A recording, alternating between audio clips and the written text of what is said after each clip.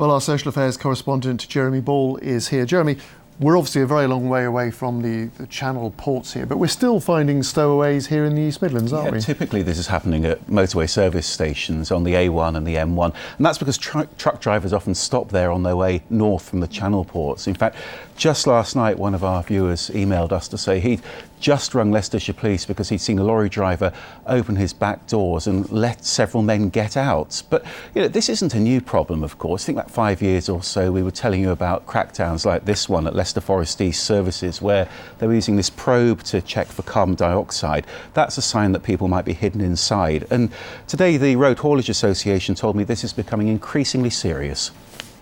We're very concerned because obviously there is the driver safety is an issue. Certainly there is the migrants who are trying to get on the vehicles and come into the UK, but there are also the people who are helping them, who are actually getting them in the vehicle and then locking the vehicle behind them. And these are the ones that are likely to threaten drivers to stay out of the way, not get involved. So it is an issue for us.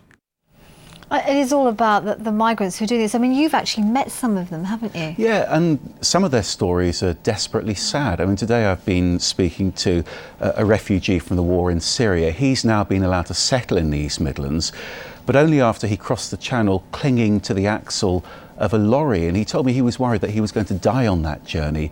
And in the past I've spoken to children as young as 12 years old who've arrived in the East Midlands unaccompanied, often after being smuggled out of Afghanistan. Then of course you've got economic migrants, people who are coming here to work illegally. So a variety of different reasons, and as the politicians are discovering, really no easy solutions to this. No, not at all. Thank you, Jeremy. Thank you.